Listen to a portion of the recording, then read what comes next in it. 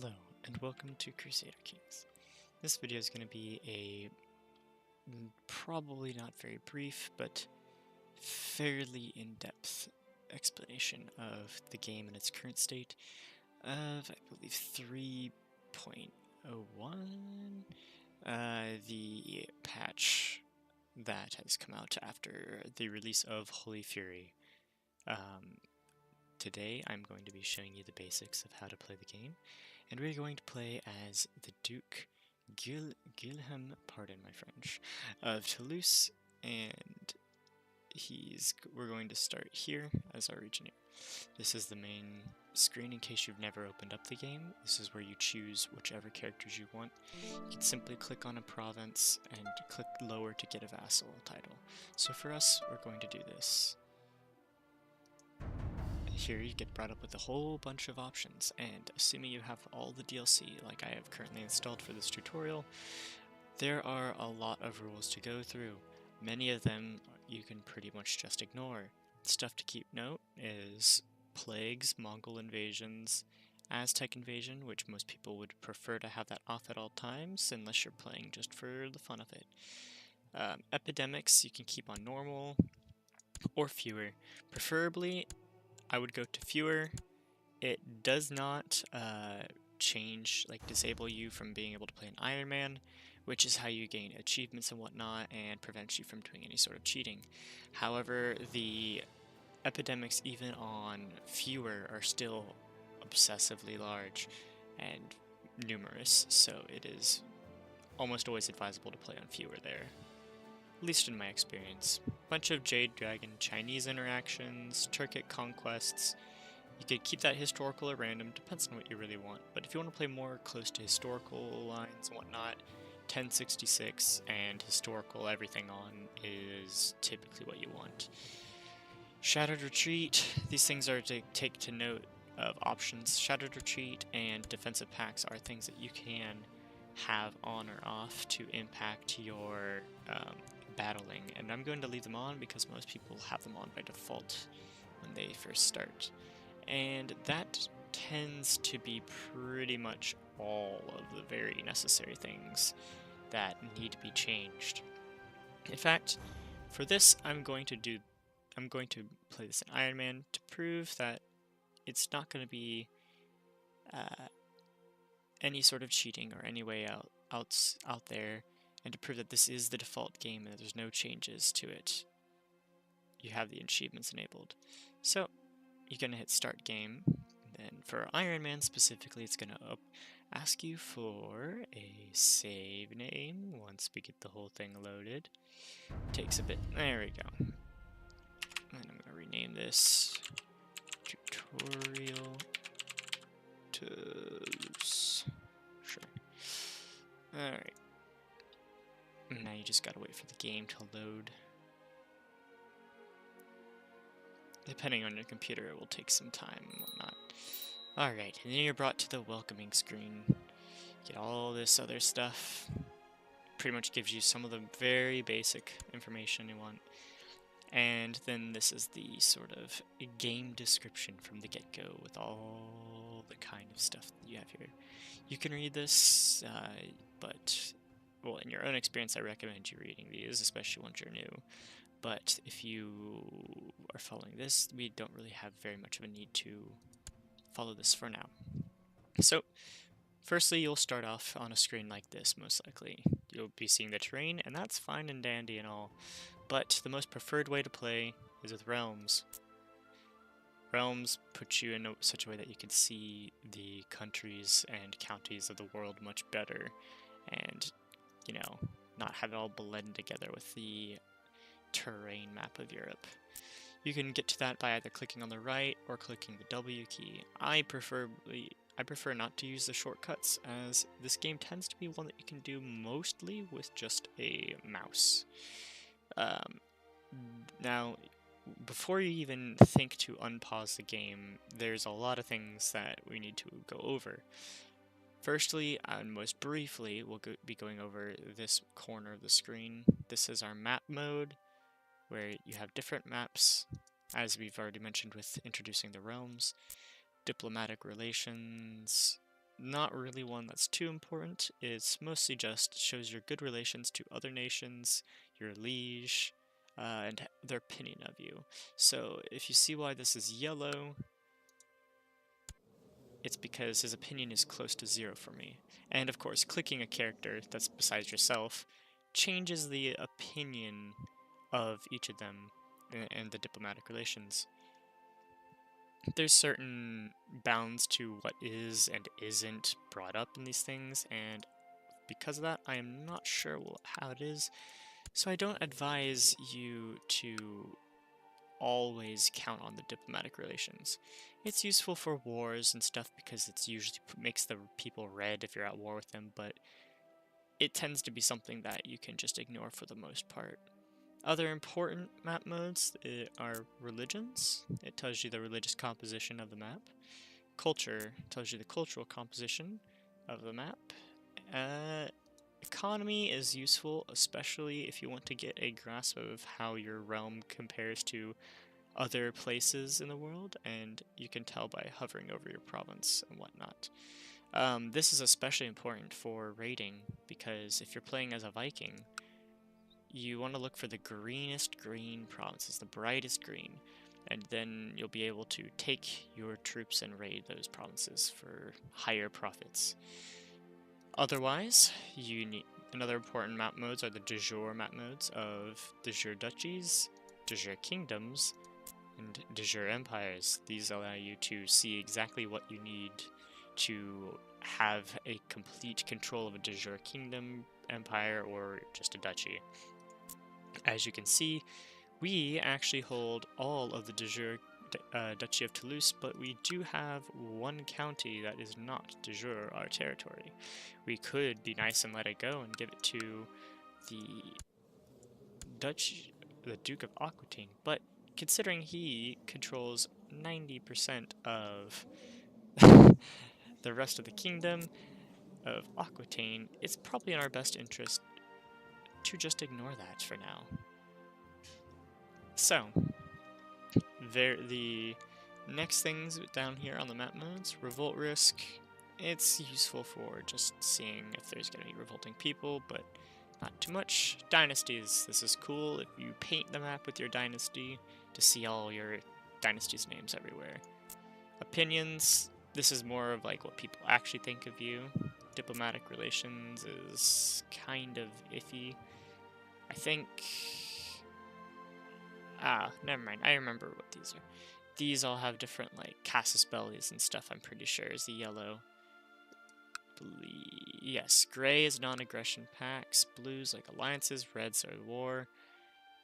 It's not a map mode that I use very often, and it's because mostly you can get all that kind of stuff through pacts and all this other kind of stuff in your options and menus and whatnot. So, let's see here. Opinions. Direct vassals. This is mostly useful if you are an independent king, so you can see easier who rules what in your kingdom and whatnot. Trade zones. This isn't important unless you're playing a merchant republic. Governments. It's nice to know, but not too important. Defensive pacts, there's none right now, so I can't really show that, but that's if you have a defensive pact against you, because you've been expanding too much, it'll show you who is in that pact against you. And last but not least, epidemics, which will show the provinces that there are epidemics infesting currently. Over here is the map mode, and these are slots where you can just move them for easy access. I don't ever use them, because it's just all in that one space. These allow you to like lock them and close the minimap altogether. We will get to this button later, and these buttons much later. But for now, let's move up on the screen to the quick menu on the side here. This is sort of a quick little ledger that allows you to see certain things within your realm, like your current domain, which provinces I own myself, Toulouse and Jacques. It shows their tax income, the fortification level of their castle and the levy that they give me. You can also add and change things by clicking this button and clicking which ones that you want to have here. Up here is messages that you get. It will say when people die or somebody takes something, depending on how important and relevant the game believes it is to you. Next up is the right corner, which has a lot of your statistics and, I guess you could say, currencies in the game. You have your wealth, which positive is good, of course. 66 by no means is a large margin of currency in this game. It's more talking about the thousands is where you start to get lots of money. Prestige, same thing. It's a semi-currency of sorts. You can use it to purchase certain things with certain government modes, and in events it's used, and it affects people's opinions the higher your prestige is or the lower it is. Piety works in much the same way, but it tends to be more of the effect of bishops and priests and whatnot that prefer that kind of stuff. Your temple vassals prefer your piety, and it allows you to do some other things with higher piety. Domain size is how much territory you can control by yourself. So we have 2 out of 2.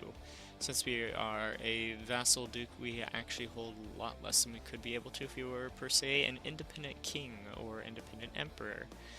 The next one is our vassal limit, and this is something that you don't want to ever go over.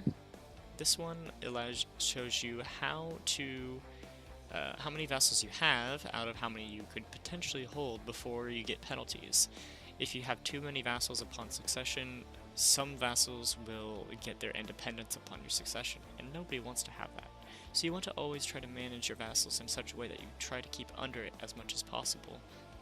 Over here is your realm size, and that's useful for certain things like forming independent kingdoms or forming empires and whatnot, as well as certain things like invasions and whatnot. By keeping under a certain number or having a certain number, you can do certain interactions with people. There's very minor things, but it's just useful to know that kind of stuff. And then last one, but not least, is your score. It's basically adding everything up together from your character, and it gets added upon each character's death. So you'll accumulate score not over time, but over death, sort of. That's how that kind of works, and the score's not really that important in the game. You don't really tend to play for high score, you tend to play more for enjoyment and playing the game itself. Down below, of course, is the pause button / date. Hovering over it tells you how long you've been playing and when you started the game. Clicking this button or hitting the spacebar in single player will allow you to pause the game at any time. Over here are the 2 speed buttons. It allows you to go faster and slower from up to 1 speed to 5 speed. 5 speed tends to breeze through months incredibly quickly. 1 speed tends to take, I believe, 5 or 6 seconds on a day. It's fairly slow, and it is what we're going to be starting on to get you accumulated with how to play the game more. It's what I really recommend when you first start, for maybe the first couple years or so until you feel more comfortable, and moving up to 2 speed. 2 speed is what I would like to call the most beginner-friendly speed for people, because it moves fast enough that you can do stuff, but slow enough that you're not overwhelmed. Once you get better at the game, you may want to choose to play at higher speeds or stick to speed 2. It depends on your playstyle and how easily you can cope with all the overwhelming information that may be thrown at your face.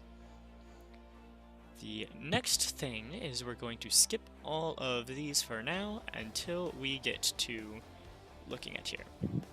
All of these buttons have different large menus to themselves, each of which have lots of different information, and we will be getting to those shortly. As I'm hovering over them, you can see their names and such, and then we come over to the right. We have our character's face. The rank around him is the ring around his face, and right there is our coat of arms with the tier of our title, the Duchy of Toulouse. Hovering over it, of course, which for the most part, if you hover over any coat of arms except for the ones on the map, it shows you the line of succession, who rules it, since when, and so on and so forth. Up at the top left corner, if you are curious, is the features button, which gets you back to this original thing. You can also check what game rules you have enabled by clicking that button there. Going back to features and hitting close, you can now come here, and we are going to go then click our character's name. So, well, face. So this is our character's name here, and this shows all of our characters' information and what's and whatnot here. I have briefly already clicked through this, I believe, but here we're actually going to get into what all of this means. So, we are the Duke of Guilhem IV of Toulouse. The star indicates that this is you, of course. And you have your heir, which is our brother currently, our liege, who is King Philippe of France. That, again, is the same thing as what we had earlier with our coat of arms and our tier. This is where our wife would be if we had one, of course. But over here is our age. It's pretty self-explanatory, and of course a Wikipedia button, which if you do click this takes you to an actual Wikipedia article if your character has one. Not every character has one, as not every character on this map is necessarily historical. But for the sake of this, I will not click this, but this character does in fact have a Wikipedia article. Looking down into the center of here, we have this portion of the screen contains our house name, our house coat of arms, the family tree button, which brings up a short and brief summary of our most closest of family. Over here has our realm tree.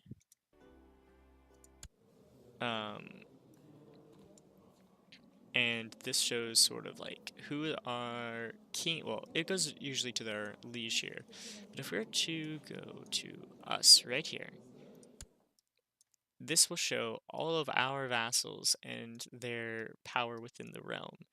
It shows these percentages and stuff show, per se, our percentage of power to our top liege, Philippe of France, and then the percentage of our vassal, our most powerful vassal, to our power. And so here you see the holdings, the size of each of our person's realms, as well as the yearly income they give to their liege. As you can see here, we do not give as much money to our liege because we have a low opinion of him, -18, because we deserve to be on their council. Here you can see much the same thing, and this is also has our opinion of them, or rather, never mind. This has their opinion of their liege as well as their opinion of us. But since those are one and the same, unlike these, it will show the different. They'll be the exact same for all of these guys. It's a good way if you are unsure about the current situation in your realm to check how powerful people are, who you need to prioritize being buddy-buddy with and whatnot. And as such, we could see by hovering over this man wants to be on our council, which we will try to address in a little while. Closing out of here, we can come back to this and see, of course, our culture, religion, and government type. That is really pretty self-explanatory and not something that needs to be gone over very much. Going down a little further, we have our treasury, which unfortunately we do not have anything, so we cannot open it. The bloodlines, our kills, going to the Barber, and leading armies abilities. So all these buttons basically allow you to do different things, such as the Barber, where we could change our character's hairstyle. So say I'm sick of having this 5 o'clock shadow looking thing, and I'll just get a proper beard there. Alright, so that's our proper goatee, and we can move on from there. Leading armies means that basically you are allowing yourself to be a commander or not. Since we are the only 19 years old, when we have good combat, well, decent combat skill for starting out, we can choose to lead our armies, which boosts our morale and such not, but I'm going to click this for now. It really depends on you. It's personal preference, but there are it's noteworthy to make the comment that leading armies does allow you to have death events where your character dies fairly often, and it's been fixed quite a bit since the Holy Fury originally came out, but it is still one of the things to keep in mind whenever you're playing the game. Moving over to the right here, this part of the screen has a lot of important information for every character in the map, whether it's this person, Gaia Limousine, or us here. This is what all these things contain is, of course, has our domain size again, our vassal limit. Then this is very important for not just yourself, but for other people. The army levies. It shows how much of a levy you can raise and how large the troops you can have. So if I were to want to, say, declare war on the Duke of Aquitaine, I can look at his levies, 2.67k, and compare that to my 2.14k. So, while they are close, it's still at the point where it's inadvisable for me to actually declare war on him, because he is much more powerful than I am. Below it is, of course, our wealth, how much gold we have, the prestige, and the piety. And those all, again, are displayed up there for you, but for other people, it is not displayed there. So, you can check it by always going there. And then, if we go looking down below this, this is very important for your gameplay. These are the stats of each of your characters. There's, of course, 6 of them, including the 7th personal combat, which tends to work very differently. Diplomacy is the first one up here. This tends to affect people's opinions of you, says how good that you are with like being a diplomat with other people and whatnot, and tends to show up in quite a few events and whatnot. It also directly affects your vassal limit, if I believe correctly, and it's a good thing to always try to keep your diplomacy as high as you can, so you can have a high base interaction with people. Below it is our Marshal, which is also a fairly important one. Having high Marshal directly affects your maximum levies, as well as it allows you to have higher personal combat and ability as a commander. There's several events that have you using a high Marshal ability to do certain things, and it's typically just always to have a nice, decent Marshal so that you can have a larger levy. Stewardship below it is one of the most important stats for just generally playing the game. Stewardship directly affects your domain size, and your domain size directly affects how much you can hold, which affects how much your levies, well, how large your levies are rather. And so having larger levies is always good, because in CK2 the game is all about having the biggest army. It's pretty much how it tends to go, unless you're numerically, oh, well, not numerically, rather technologically inferior by a massive margin, which tends to not happen, as the map tends to have very uniform technology overall. Going back in here, um, the next option, next stat is Intrigue. Intrigue is nice to have, as higher Intrigue allows you to uh, conduct plots easier, as well as also protect you from high plots. The higher you have of Intrigue, the easier it is for you to have an advantage over other people in wanting to, per se, kill them.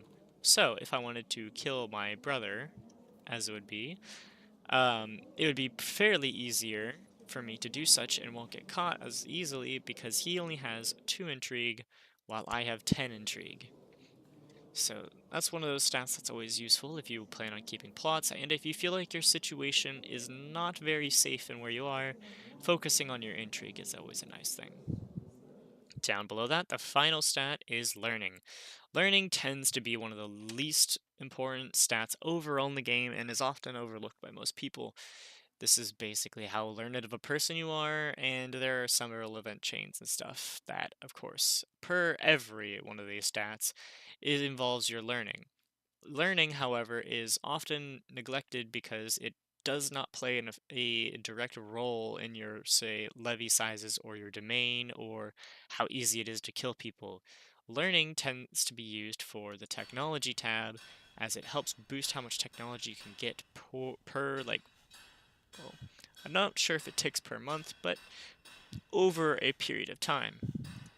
We'll get more on back onto the technology later into the video, but just keep in mind, learning is a fairly nice thing to have high of, but not crucially important for everyday life as a duke. Moving on from this side, we will look at the bottom portion of this screen here, well, of the top part of the screen.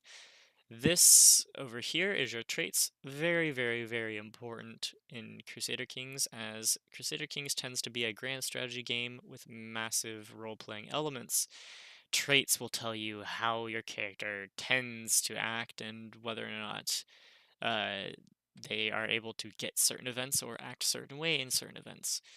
If you hover over each and every single one of these, you'll be able to tell what their effect on you is and whatnot, but I will not be telling you a list of traits because that would take far too long and there are far too many. However, the one thing I will comment on is the education traits, which are always a big square at the top left of your traits. There's 4 tiers of them, 1 through 4 of course, and they get higher as each of these pips gets well, as you have more pips on the bottom of that trait. Basically, there's one for each of these 6 skills, and it depends on how you were raised as a child. This comes directly from Way of Life, if I'm pretty sure, and it is a great way to increase your stats massively. As you can see, just for having the tier 2 of this, we get 3 Intrigue, with the demerit of -1 Stewardship. This kind of stuff is always really helpful, and being able to get high tier education traits is what you always want for your characters. Going below that is the modifiers, which these are character modifiers, which you don't really ever start out with in most characters. In fact, I'm not sure if any character starts out with any. But these character modifiers give you usually temporary bonuses that work similar to traits and whatnot, and they affect your stats and what you can do, can't do. Certain event chains and stuff give you that, and all that other stuff. But they're nice and handy, and there's a lot more than just how many traits there are as well. So modifiers tend to be their own kind of thing in that regard. Over here, if you're curious, is the combat modifier. It's sort of like, instead of your personal combat skill, this is how you do as a commander typically. Um, Over here is our titles. It's a very important menu here.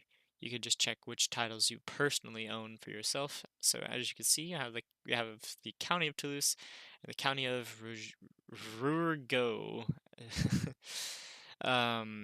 But all of these are counties. You could tell by the smaller crown on top. And then we have our Duchy of Toulouse, which is the bigger crown on top of that.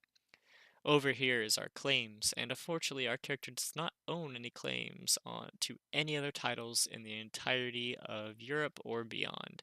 So we are stuck with being here in Toulouse, unfortunately. Over here is our diplomacy sort of tab here, and this is why one of the main reasons I was saying I don't ever use the diplomatic relations map mode. Mostly just because you can find other stuff in other ways typically, and it's convenient, but you don't always need to totally rely on it. Over here will tell you if you have any sort of truces with anybody, if you have tributaries, or if you are at war with somebody, most importantly, of course. This is very helpful if you're trying to go to war with some other country, and you're clicking around and you're seeing, is there anybody that's at war with anybody at the moment? Unfortunately, I don't think there's any wars that start right off the bat in this game. There we go. This invasion here. As you can see, it shows up here on this tab, but importantly in the character, as we're looking here, this is where you'd have like wars and stuff show up for the characters. Going back here,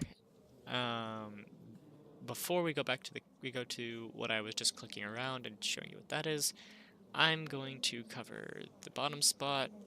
This really self-explanatory, really, just with your relations and stuff, your vassals. And this one's convenient because it shows you all of the people that are underneath you, your opinion, and whatnot. Court is specifically people that are at your court and not within your realm. Because while it does have your counselors, it does not have all of your vassals. Um, it has mostly just people that are in your personal court, and they have certain interactions and stuff that are separate from vassal liege interactions. Over here is the pacts, which is typically just people that you have non-aggression pacts, alliances, or tributary statuses and whatnot with. Most of the time, it's just a bunch of non-aggression pacts because of marriages and whatnot, and that's something just to keep in mind. It's useful to check these with other characters just to make sure that they don't have a powerful ally hiding before you attack them, kind of thing. And over here is abroad, is if you have somebody who is of your court but they are currently somewhere else. Like if you are over in the eastern part of the map, there's more chances that you can go to like China and whatnot, have journeys and stuff, and you'd have people who would show up in the abroad tab in that case. However, as you are in Western Europe here, there's not really going to be much of a chance to go to China at this point in time. So we'll have to make do with Toulouse, of course.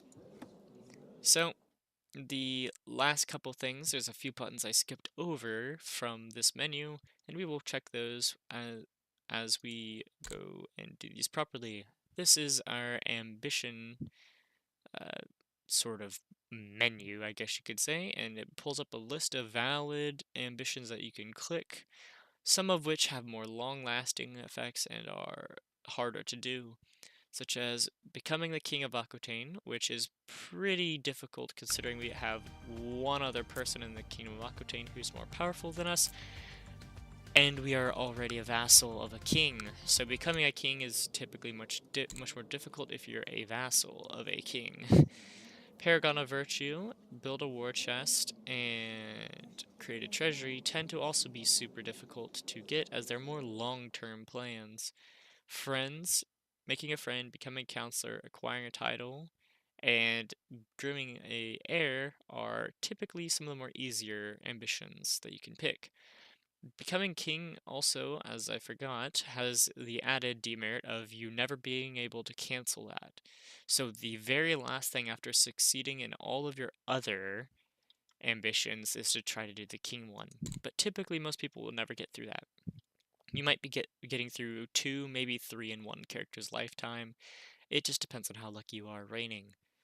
Next menu is the focus menu. And the focus menu is a very important menu because it has a bunch of different focuses, as they're called.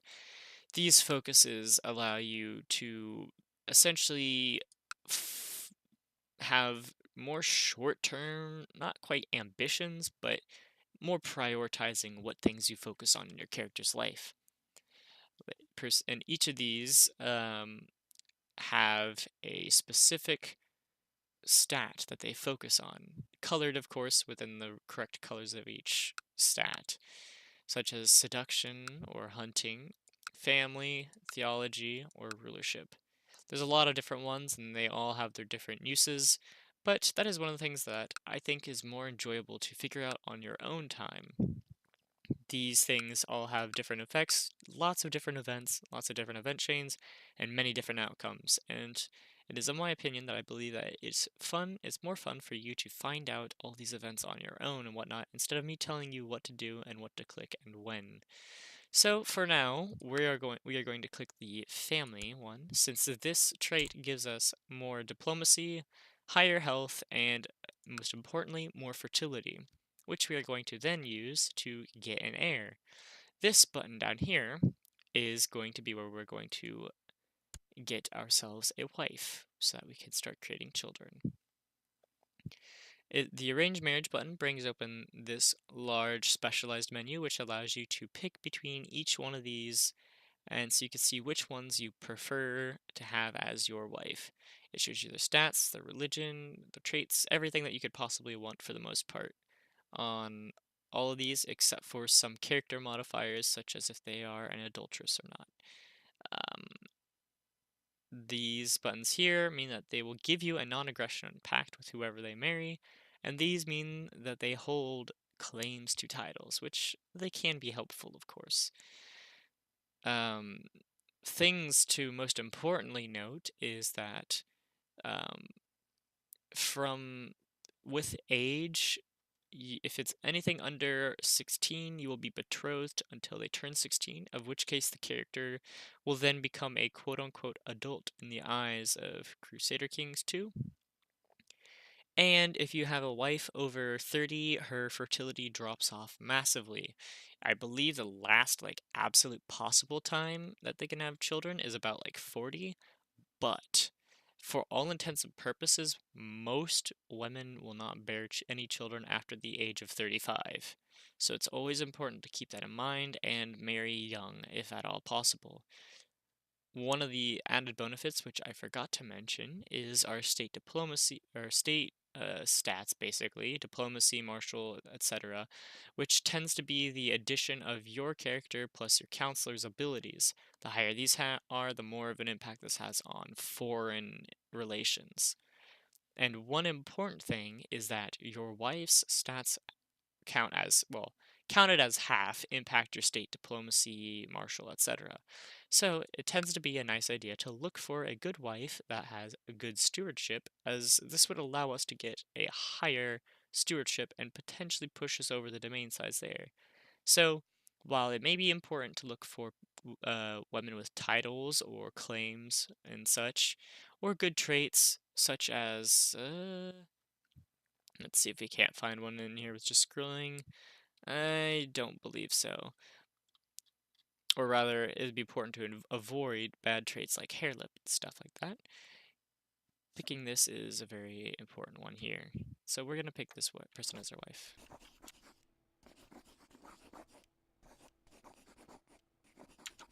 Alrighty, so here it shows that we have this menu here. It brings us up to a character interaction menu. And this menu has a bunch of different options and stuff like that, which we could go over later, but I will mostly go over and show some of the stuff in the more gameplay portion of this video. Later, we will go over this kind of stuff in interactions, as these change on a very frequent basis and depends on who it is. So for now, this person says that he's gonna say yes to this, and I will then hit send. Now we're gonna have to wait several days before the person actually arrives at our court and we actually get married, but for now we'll just trust that the guy is going to go through with the marriage since he said yes. The next thing that we're going to do is, now that we have finished going over pretty much all of this menu, we can do some quick looks into other menus up here. The council menu here shows you all of your counselors, all of their actions and whatnot, and all of these have a lot of different uses. Importantly, with your counselors, there's sort of two different priorities. You want to have um, counselors with high stats of each of their type, because each one of these has a counselor of all the stats that you have. And another thing is that you also need to balance powerful vassals, because powerful vassals will really want to be a part of your council, as per which we mentioned with this vassal earlier. He is not on our council. Granted, he has some decent stats, which we could replace one of our vassals here. But it really just depends on how much you feel you like the person. This person, he doesn't have any good stats, and he's not that powerful whatsoever.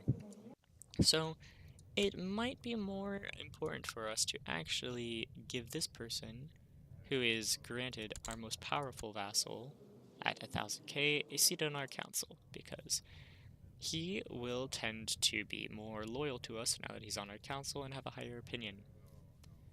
And of course, hitting this brings up the same sort of menu that we had with the marriage, but it's more skewed towards certain things like stewardship, and clicking these sorts, of course, or clicking the highest rank, which allows you to pick the people who are more of, like, have higher tiers or are of, like, children of kings and stuff like that. Going over here, these are basically the same as the leading armies. You can prevent any of your counselors from leading armies if they are, just to keep them and get them out. So you can do other things with them. And then there's several different options for stuff like here. I can go over each of these briefly, but a important thing to note is that these are all the default ones, and these tend to have the most broad effect within your realm. This basically improves opinions with people just everywhere around you, organizes army, just, increases your reduces maintenance and whatnot, and also helps you drill your commanders and get them better and whatnot. Administering a realm does a bunch of boosts and stuff to prosperity and the overall development of your country. Scheming does stuff like preventing plots and all this stuff, finding stuff out. And hunting apostates is a good thing when your realm is entirely one religion, because it allows you to find heretics and whatnot within your court and pull them out for prompt judgment. Over here, going back to these three are the more targeted actions. You have improving diplomatic relations, which you take and you select on any province that you wish to specifically improve. So say I want to improve my relations with my king, which I will do. I will plop him on Paris, and soon we will be seeing that kind of stuff improve. Back here. The Fabricate Claims is nice because this allows you to gain a claim on a said title with a chance, so that you can declare war on them and actually gain titles. Because certain people and certain religions, you're kind of locked out of declaring war unless you have a claim for titles. You might be able to declare war for making a tributary, but that doesn't get you any land. So if you want land, it tends to be more important that you go and fabricate a claim. The last ones, with all exception of this one, tend to be more iffy on their uses. This one can basically try to ruin relations between two vassals, well, a vassal and their liege rather, and these basically just are researching technology here. And they don't actually really research technology from my experience. It's mostly just they spread the technology that already exists. This one here is slightly more important than that one, but this one is improving relations with religious figures. So if I wanted to improve relations with my bishop here, which unfortunately he's my court chaplain, so I can't do that, you'd be able to just set your guy down and he would slowly improve relations with them, or he would screw everything up and ruin it. It's the same kind of thing as this diplomatic relations, but these focus on, like, this prioritizes the feudal lords, while this prioritizes the religious leaders. So, if I want to click this, we can put him on Rome, which has, of course, the Pope. And having a good relation with the Pope is always nice, because that will prevent you from being attacked while you are, not really attacked. That's the word. Excommunicated. That's basically being attacked by the Pope. Going back to council, the other things here is Proselytize, since we were on the court chaplain topic a bit ago. This allows you to basically try to convert provinces in your kingdom, or if you have pagans nearby, you can try to convert them, but you tend to not be able to do it very easily. Since we're going up, we can just go here. Sabotaging provinces is basically like ruining some of the provinces' prosperity, giving them bad modifiers, etc. and whatnot. Building a spy network is always nice because it allows you to find plots and increase your plot power and whatnot. just generally does other stuff, but this kind of does the same thing in a lot of ways, but you can do this with specific people if you want to target, say, one of your vassals who is building a faction to overthrow you, kind of thing. However, the most important part of the Spy Master tends to be the study technology, because this is the best way to get technology gains outside of it, especially if you have a weaker and lower realm. The uh, important thing is once you get to a certain point, you're not going to be able to study more, as this allows you to only select areas that have higher technology than you already. So, as most people tend to do, they sit their um, person on Constantinople because it has quite a good technology advancements, just because of how it is and what it's placed. However, I have recently discovered that Rome tends to be one of the better places, actually, for overall technological advancement. The only problem is, considering we are Catholic, making the Pope mad is kind of a problem.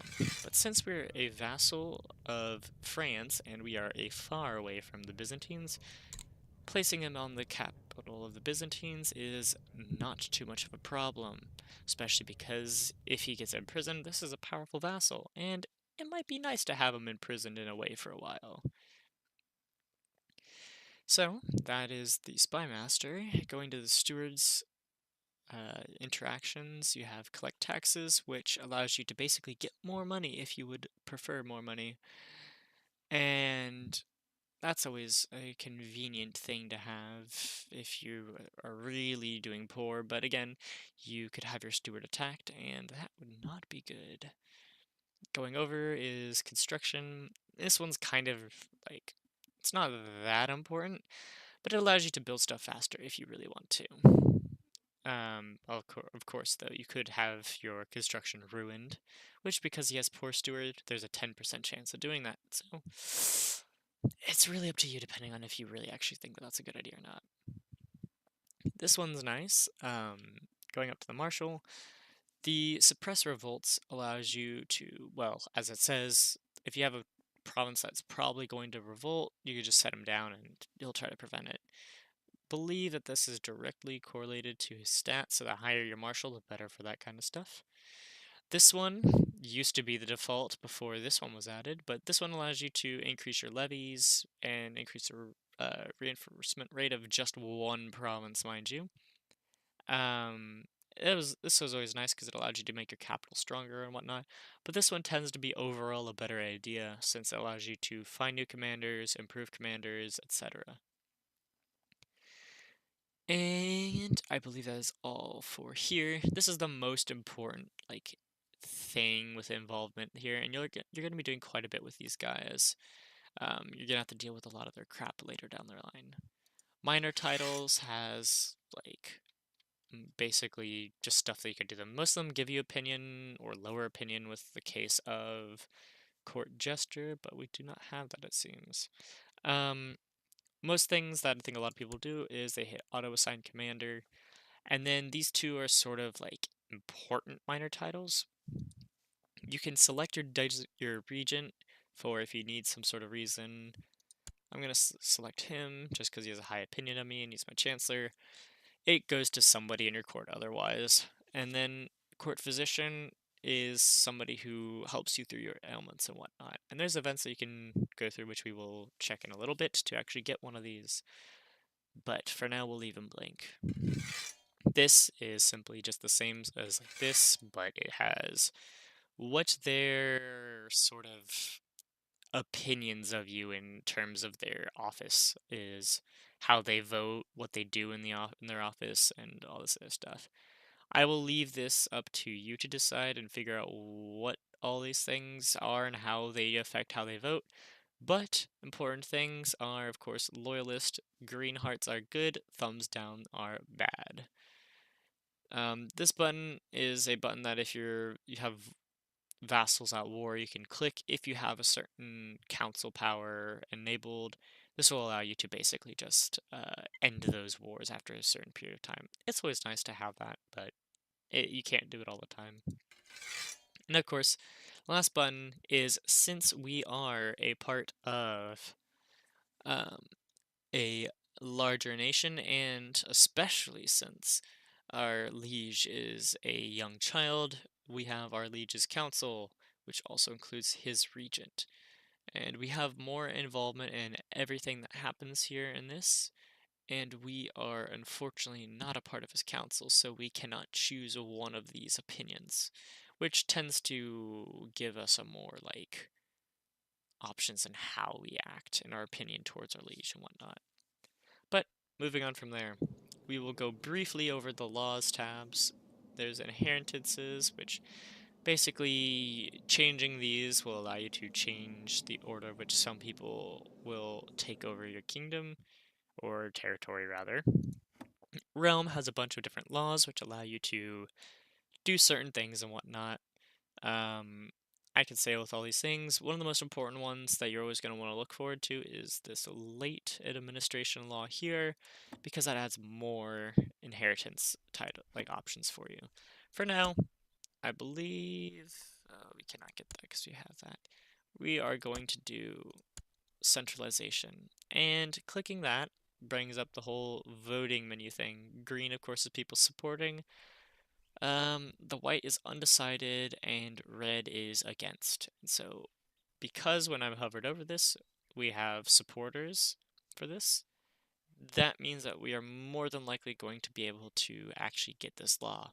Centralization is nice because it allows you to increase your domain while decreasing your vassal limit.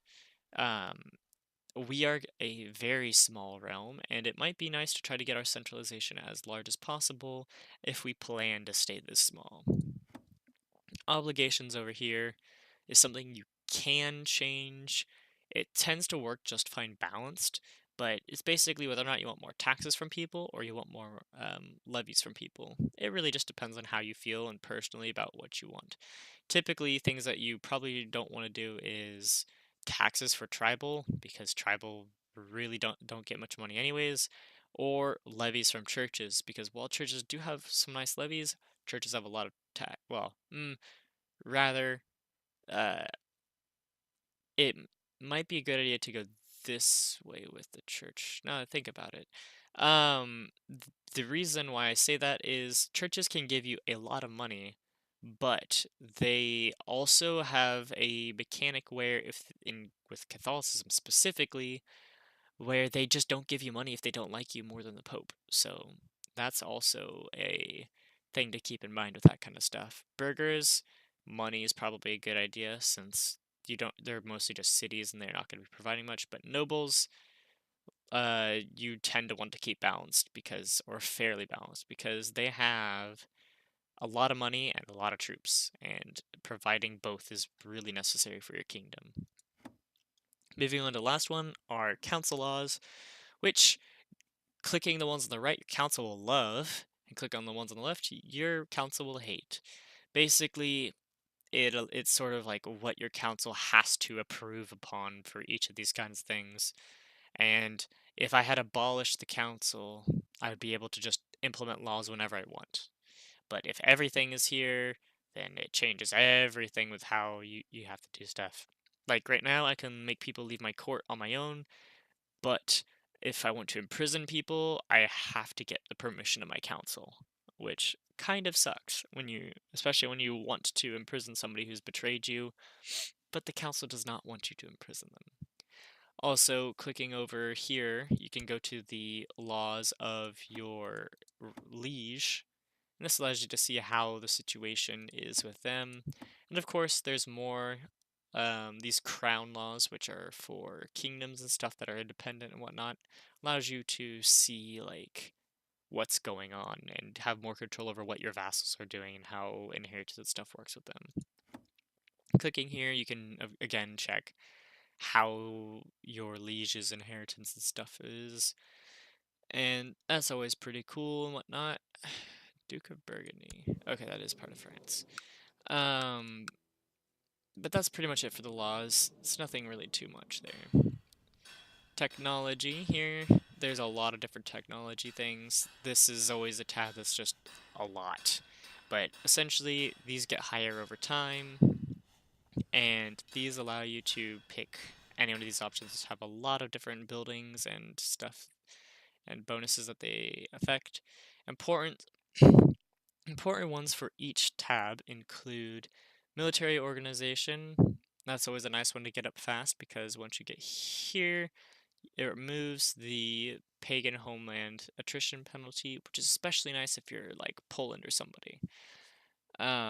The next important one would be the economy. In here, you'd want to go for castle infrastructure and improved keeps, or town infrastructure if you are a merchant republic per se, but usually these two are really nice because it allows you to unlock the walls, which are important for unlocking more of your buildings, and then this for just general building, castle building improvements.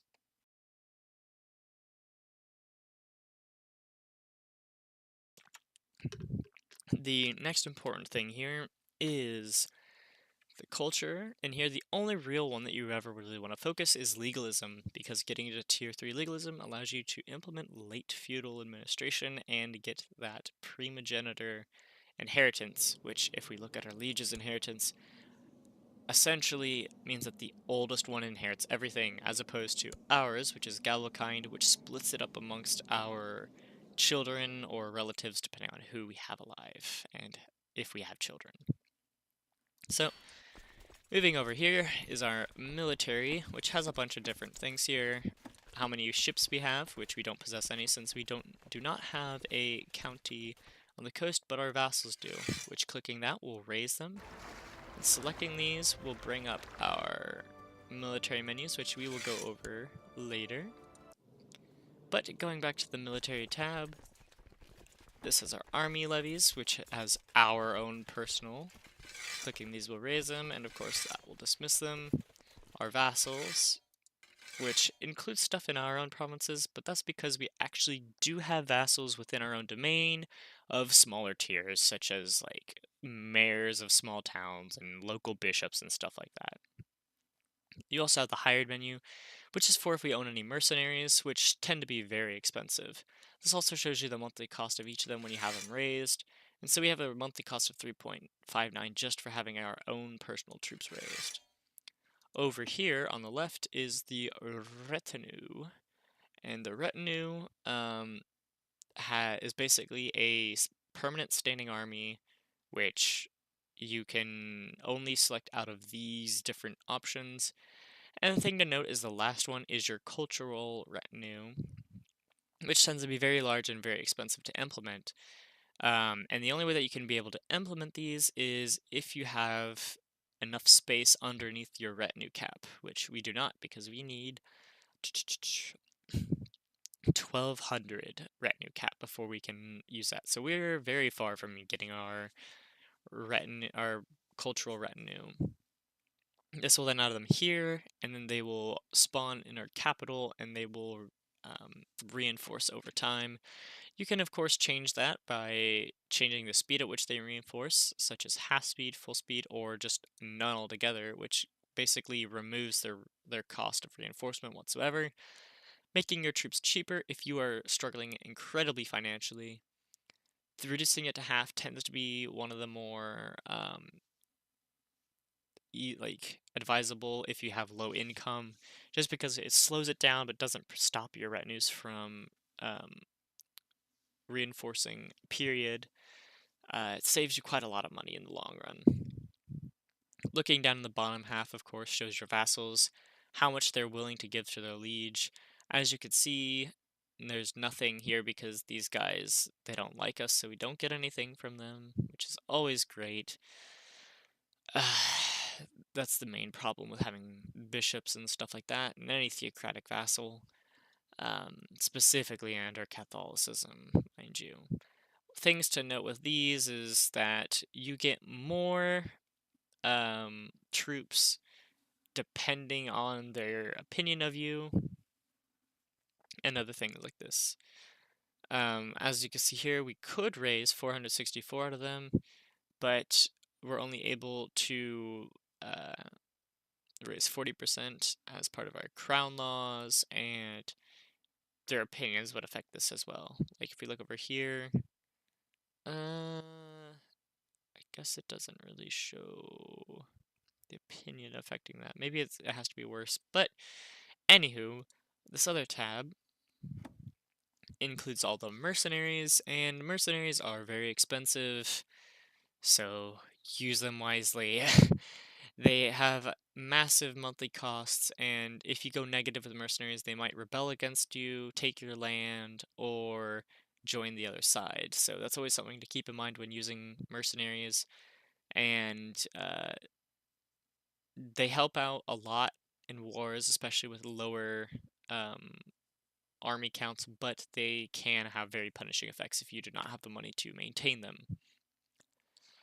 Holy orders are essentially like mercenary groups, but religious, which at the time we do not have because the Crusades have not been unlocked. But using them, you can hire them for any war against enemies of your religion. And specifically, if you are defending against enemy faiths, you will be able to hire them for free, which is always useful for protecting your realm from basically collapsing under itself. From basically invasions, especially if you decide to conquer Jerusalem in a crusade, they can help out quite a bit, although it's still very difficult to save you. Allies in war is sort of self-explanatory in that way.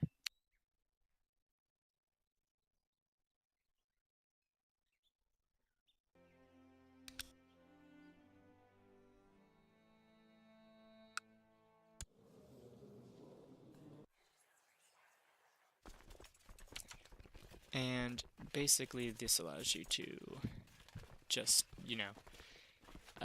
just see who your allies are and whatnot and all this other kind of stuff.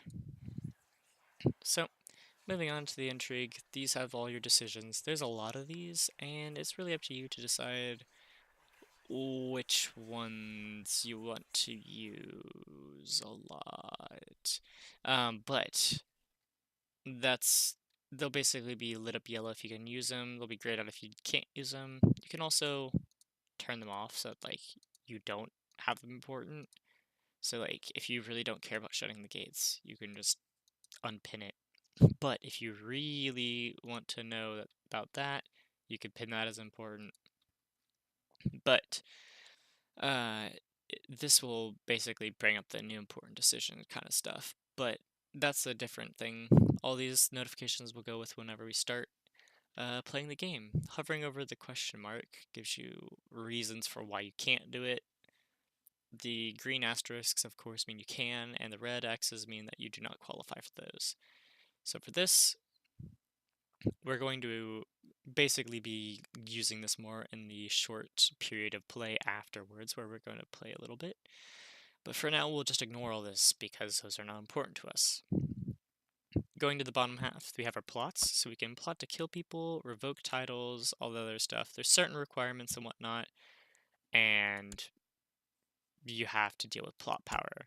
So for the sake of this, we are going to start a plot against Antoine, which here in the other character opinion menu, there's all these other options which involve increasing opinion or decreasing opinion of you.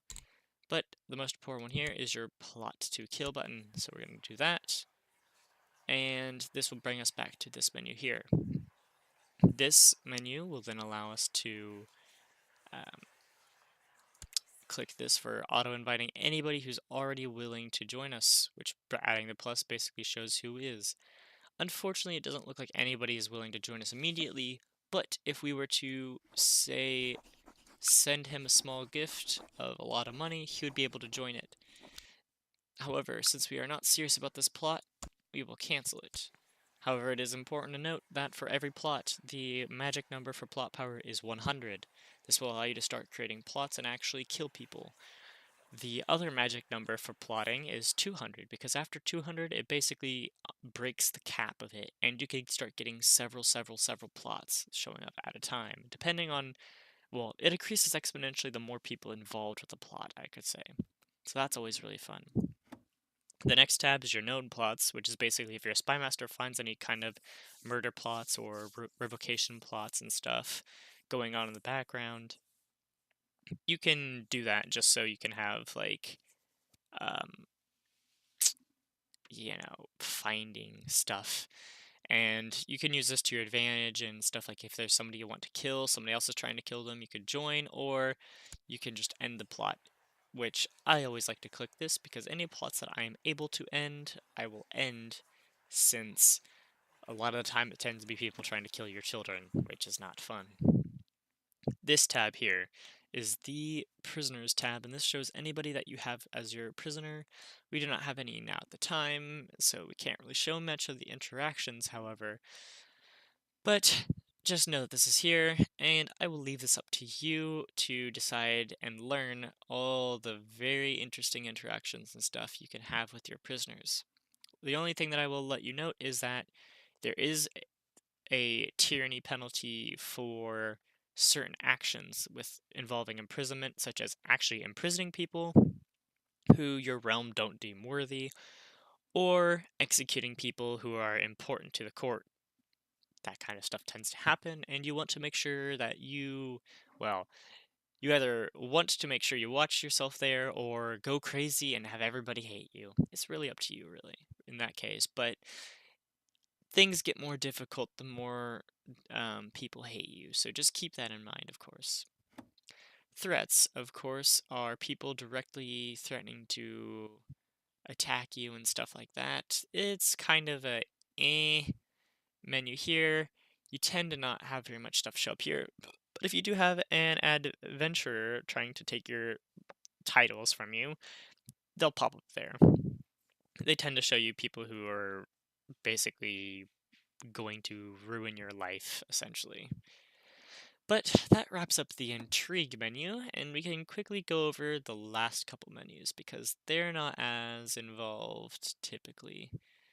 The Factions menu, which shows factions in the court, which is certain things like pushing for more council power, pushing for certain people to take the throne, looking for independence, and so on and so forth. That's basically what factions are, and any vassals that are not on the council's, not on their liege's council, um, unless there's a current regency or a new ruler takes over, then they can join this. But factions are nice, but your liege hates it when you're in a faction. So that's always something to keep in mind and be wary about whenever you do this. Moving on,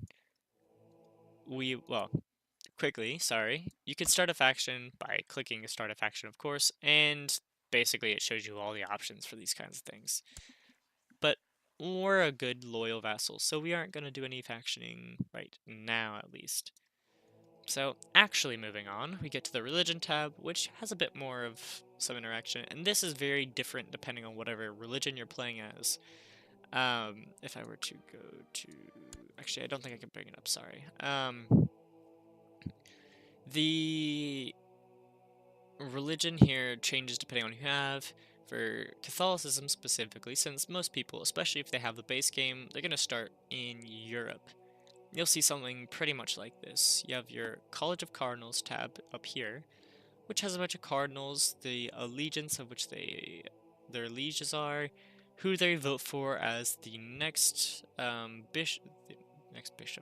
next pope, mind you, or bishop of Rome, whichever really.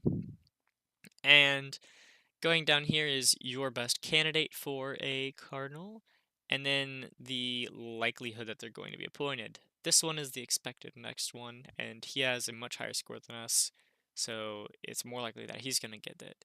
However, you can also fund your way into getting your bishop in there, and that just really depends if you have a lot of money you can invest and you'd like to invest in getting a cardinal in there.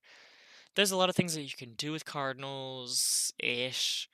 Like, if you have a cardinal, they'll be able to crown you, and you'll be able to get more prestige from that if you're an independent king. But most importantly there, getting a bunch of your cardinals in there will increase the likelihood that you will be able to get one of your cardinals as Proferitus.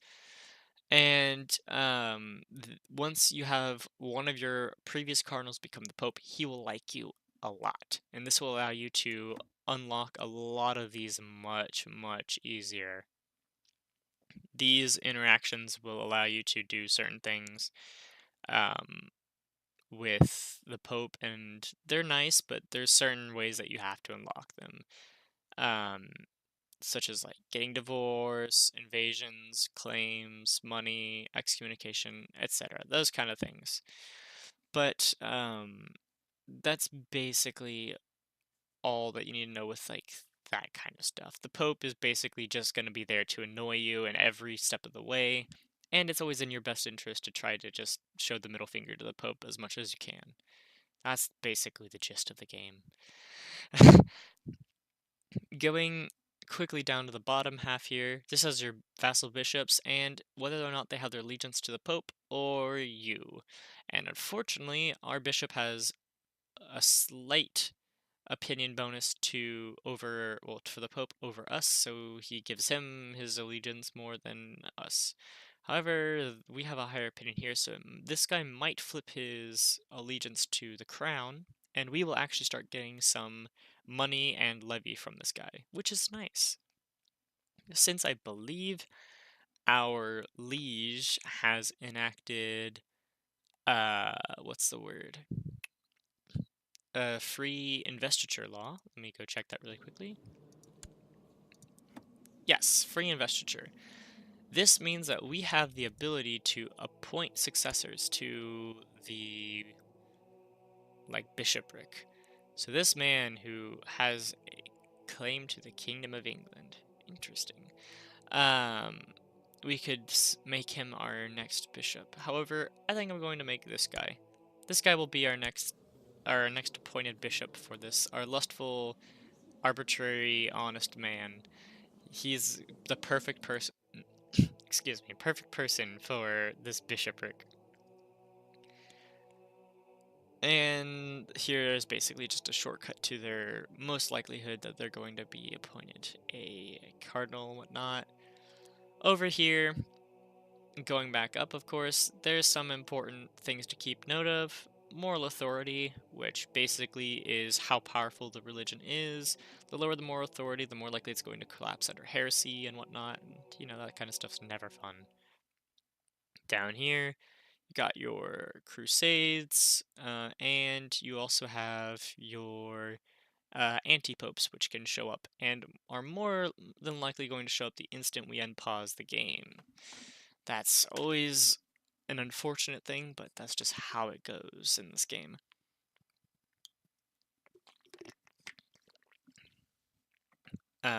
Anti-popes tend to lower moral authority, and that's never really a good thing. Over here has some modifiers stuff when you have the religion, but Catholicism has none. And the new tab here is Saints, which we don't have any currently in the game, but this is a new thing from Holy Fury, and it basically allows you to have people crowned saints upon death.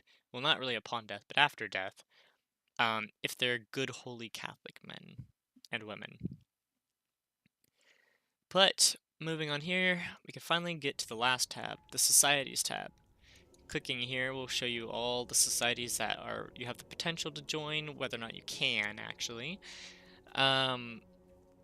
Besides like secret religious cults, which you have to basically be exposed to for them to show up here.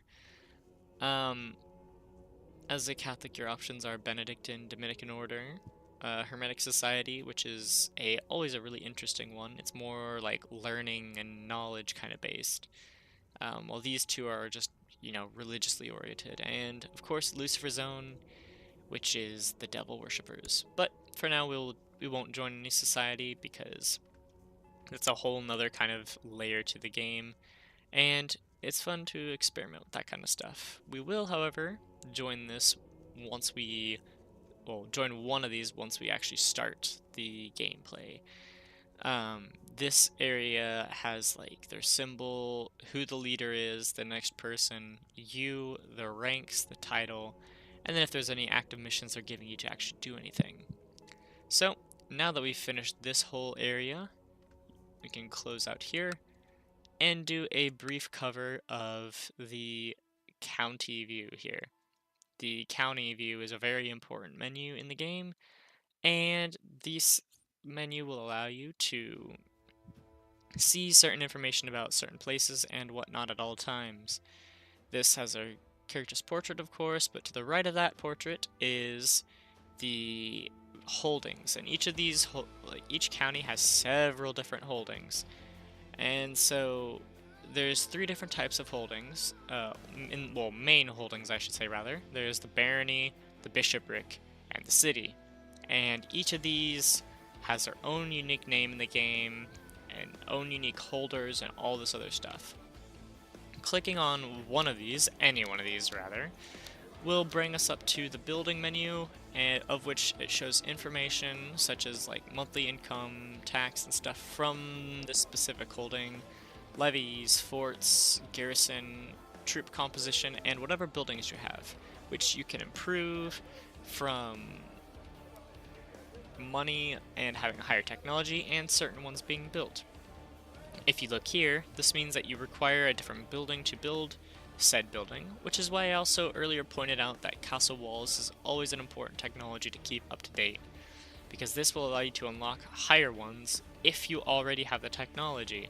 So, as you can see here, we do not have the castle, and we do not have the correct technology for the castle fortifications, so we cannot build this. However, these we have the technology for, but we do not have the castle wall yet. And unfortunately, we do not have the money to build any of these, which we can build at the moment. Going over here shows you the levies and creating a new vassal, if at all possible, but this is really reserved for more smaller baronies, the sub-holdings of each county. Clicking this will basically take you to the next, like, county and barony and whatnot, but we will go out of that for now. The whole area here, of course, is your liege's coat of arms and stuff. As usual, the game is fairly explanatory. Most things that you hover over will tell you what to do. The crown focus, however, I will tell you, is a button that allows you to click one of your domain provinces, and you can click it for boosts to prosperity and other kind of stuff. But I believe, do I have to be independent? Yes, you do need to be independent to actually use the crown focus. This button is not your crown focus. That's the capital button, and that can be moved once in your lifetime pretty much effectively. Although you can always move your capital back to the de jure capital that the game has, although I do not believe the game actually really tells you the de jure capital. You just kind of have to figure it out. Looking down here is the short sort of hotbar for diplomatic interactions from this character. As we saw earlier over here, in this diplomatic hotbar, you can see that they're at war with the Seljuks, and that allows you to see it here. And you can also bring it up from this menu over here.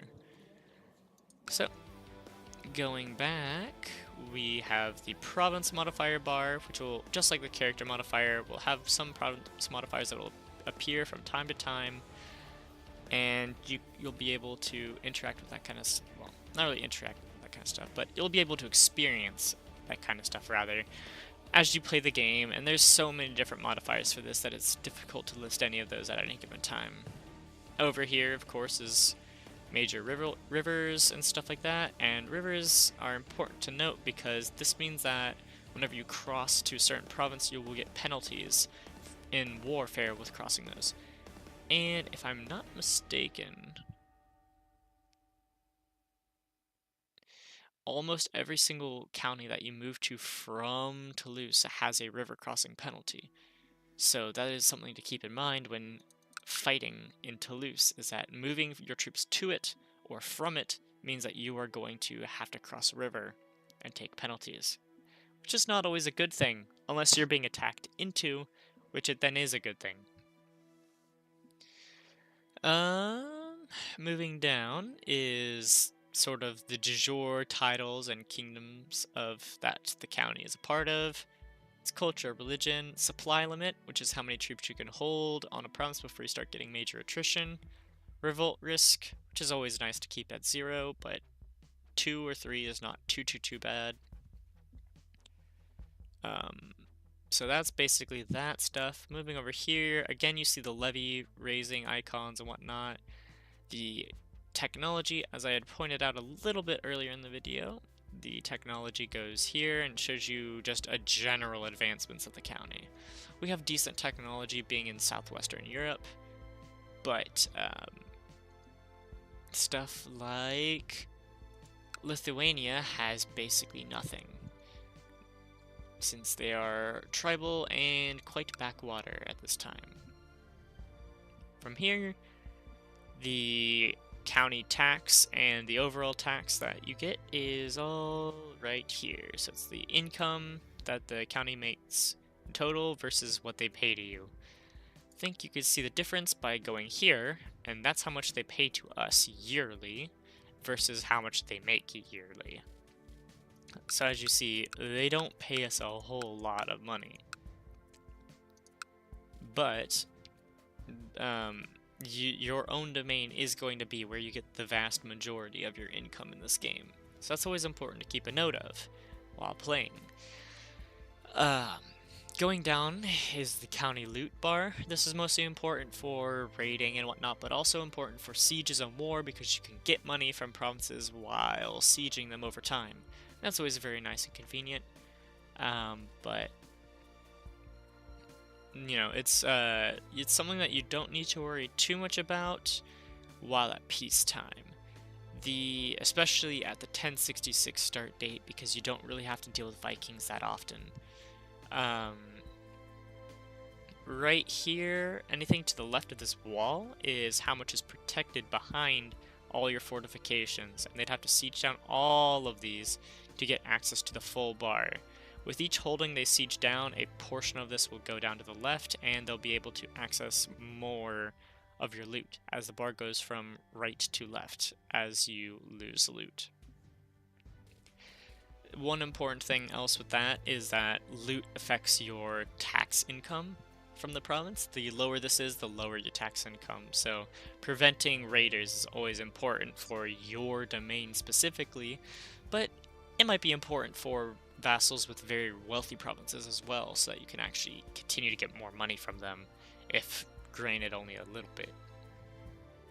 The last part that I will mention of the main screen here is the hospital button, and there will be this button that does not exist. Well, not really button, but icon rather. This basically shows if you have a hospital, and hospitals do nice things such as help to prevent diseases, increase technology, other stuff like that, but they are very, very, very expensive, and it's not always something that's affordable for everybody in the gameplay. But it is something nice to keep in mind. If you manage to make a big empire and hold it for several hundred years, you can start building hospitals to try to save yourself from the Black Plague. The last part, which doesn't exist for any provinces in the game at the start date, to my understanding, is the prosperity/depopulation icon, which is sort of a 7 sort of state tier system, or not really tiers, like slider from having a massively depopulated province, which has a lot of penalties, to maximum prosperity, or level 3 prosperity in your province, which has a lot of benefits to your counties, as well as opening up several event options that can happen with prosperity and whatnot. But of course, you can also stay in the middle where there's absolutely nothing, and that's fine. That's the default status of each province, per se. The last thing on this menu that we'll go over is the extended province view, which just gives you the terrain a bit easier, which you can also get from hovering over, but gives you more detailed information about it. Hospital, fort, and trading posts, these are like auxiliary holdings that you can build. Forts you can build in any province, and it basically adds an extra thing that they have to siege down. It can be nice to have, but you have to rebuild it every time somebody sieges it, and these are more important for, say, like, invasions of other people, because you just spend like about 20 gold on this, and or ducats, whichever you prefer to call the money in this game. and you will be able to build a fort. This is massively important in wars against, well, offensive wars against nomads over here. Because if we go to the government, the nomadic government, they have no holdings in most of their provinces except for capitals, which they have one. So capitals of themselves and their other clans and stuff within the nomadics allow you to siege those down, and they give you a lot of war score. But if you were to, say, conquer Alicia, you would have to build a fort to continue to occupy that. Otherwise, you wouldn't get the war score from that necessary.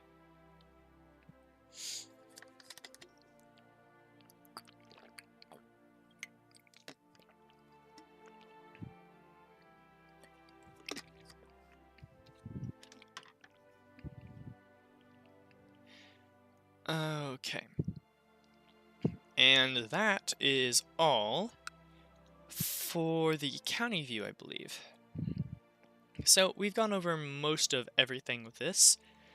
The last things that I will quickly note is these buttons down here. Chronicler, not very important, tells you sort of what's going on and stuff with all the world and whatnot. The main menu, which you can access by hitting escape, that's the most easy way to get to it. Ledger, which is a nice tab, little menu that has lots of different menu, like tabs, I guess you could say. And they tell you a bunch of different information about people, and it can be useful for statistics and whatnot. This button, which is a quick go to your capital button. Then the last two are really nice. The find characters and the find title region. If we type Toulouse here, it pops up a bunch of possible options of what you mean, and we can click on them to go to that title, which brings up the title menu, which is slightly different than any other menu we've been to so far, which is accessed by clicking a specific title.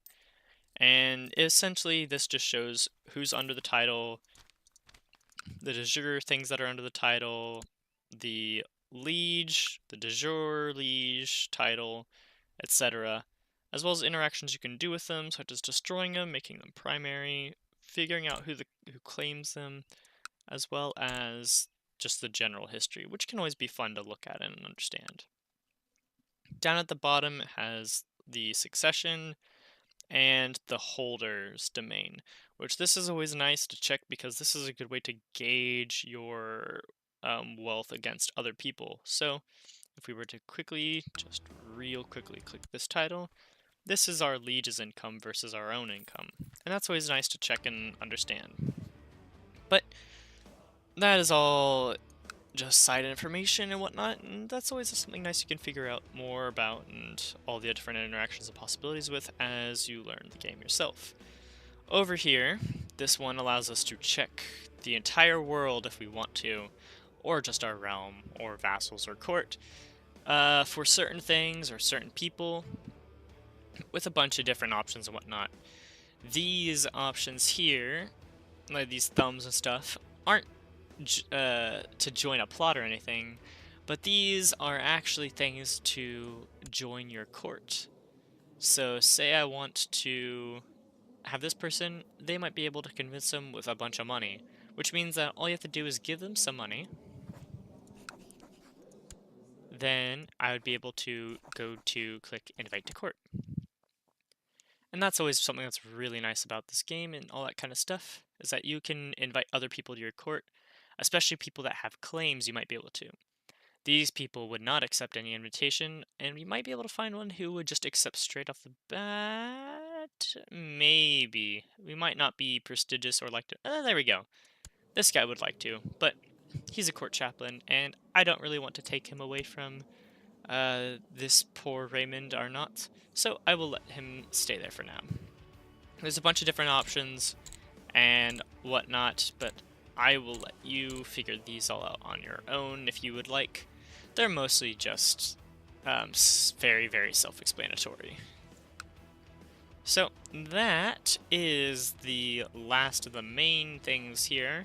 The last menu I think that I haven't shown you is the Chinese menu, which really only matters if you are on the Silk Road or the Middle East. With the trade view, you can see the Silk Road and whatnot.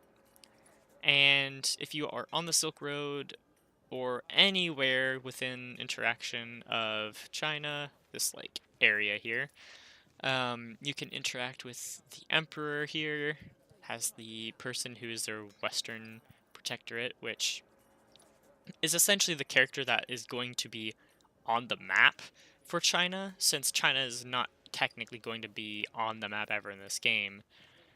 This guy is a person that rules any conquest China makes into the map of CK2, which allows you to do hostile actions. But basically, you tend to be benevolent with China and want to be on their good side, and there's a lot of different stuff here, but it's not important to really take too note of at this time, since we are not going to be interacting with China on our own. So, going back here, I believe that it is time for us to actually get unpausing and playing for a little bit. Let me do a quick save over this, and we are actually going to unpause and handle some of our kingdom. So, we are going to start on 1 speed, and we will first address some of these problems. You can pause the game at any time if you want. So per se, I want to do this, and click the Recruit Court Physician. This will bring up this menu here, and we can read this event and whatnot to our desire and continue. So this is just a basic event, and since I'm not really playing this game too much in depth, I'm not going to be reading a whole lot of the most basic events and whatnot, especially ones that show up with whichever interactions and stuff I do. So that's always nice. And yes, this in this menu here. All right, okay, game. Thank you for the pause. The notification here means that we're going to lose a title upon succession, and that's only because we don't have any children specifically, and we have to split them between our brothers if we die right now, which is unfortunate. But if we do have children, we would have to start splitting them amongst our children, our male children rather, and whatnot. The notification that was there that we missed was just I'm not married, and we just fulfilled that. And what was the last one? I can't quite remember. Anyways, I don't know how to pronounce that. Novosia, and Duke Guilhem IV are getting married. We can collect a royal aid duty to pay for the ceremonies. Yes, it's everyone's concern. Alright, and that's the notification that he accepted. And, okay, now I know what it was. That was the children raising events, which that's unfortunate. So, this is the event we got now. Young Uguez has finished his education. With a complete lack of guidance, he still tried his best to study Intrigue, unfortunately to no avail. Well, that sucks. I have failed him. And you get the one last childhood event that we can do with our brother. Young Uguez plays hard and talks straight, so we can focus him to be brave, which is a very nice trait, or we can make him honest. Let's see which one he picks, and he decides to be brave. So we have our dull, ambitious, brave brother who's probably going to be plotting to try to take our land in the future. But that's how the game goes sometimes. Alright, we got a notification from our liege. He wants to appoint us Marshal. Now this is nice because we'll be able to be on our liege's council and make decisions in the long run of our liege. Alright, your scout's report of a one-eyed man that recently arrived in Toulouse. The man referred to as Stole the Wise by the commoners is apparently blessed with immense wisdom that he uses to both impress and help wherever he passes by. By offering a significant sum of gold to this man, he would be willing to cease his wandering and take up residence in your court. Let us make him a generous offer. Alright, this other woman has joined our court now, as we had done earlier. And let me see if I can't do that. There we go. And now we just let the game slowly handle itself.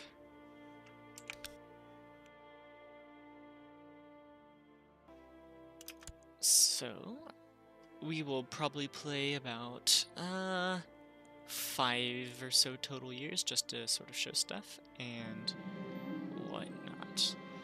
The Lords of Toulouse have approved the institution of low centralization law. So now our law that we went through finally passed with our vassals, and now we can have more domain size. Which this was also boosted by 2 instead of 1, simply because our wife is so good. Now if we look, actually, it looks like our liege is at war with the Holy Roman Emperor. De jure war over Zealand, which is this island over here. Okay. So, basically, we're hostile to them because they're invading us. We're not hostile or allied or anything to our liege because they're doing their own thing. We don't really need to defend ourselves that much because we're not going to be able to, and we're not threatened in any way by this war. Granted, I believe it probably says threats. Let's see here. Nope. Yeah, 0 threats. So, we are definitely not threatened in any way by the Holy Roman Emperor by this war. Just a few of our men being sent off to the front lines. Good luck, sir. Or sirs. And don't let Toulouse down.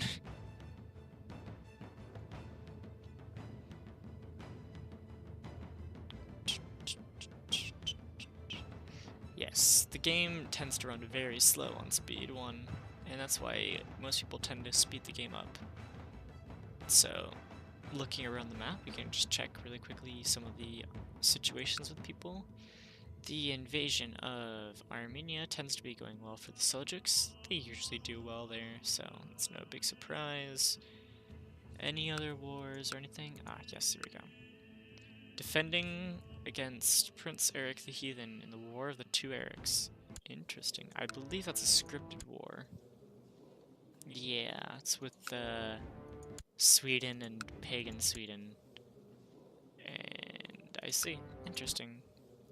I believe the winner of this war becomes the King of Sweden. I might be mistaken though.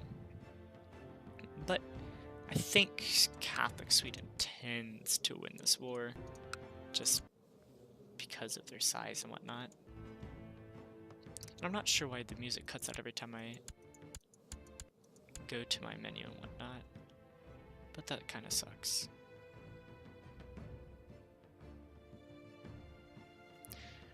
Let me see if that's part of the audio.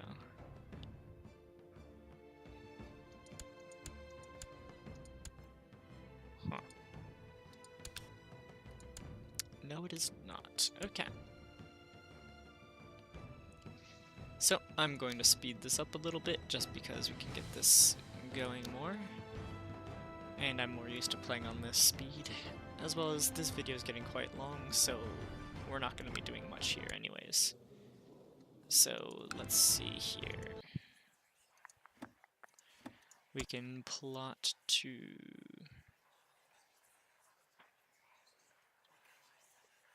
revoke... yeah. We could try to plot this one. See if anybody wants to do this. Ah, we got one of our first family focus events. I have been making an effort to spend more time with my brother Ugas lately. We have not always seen eye to eye, but as his liege, it is especially important to foster loyalty and respect. Family first. Yes, that's a really nice event, and one of the reasons why it's nice to always go for the family focus. You can make your family members like you more, which is always nice.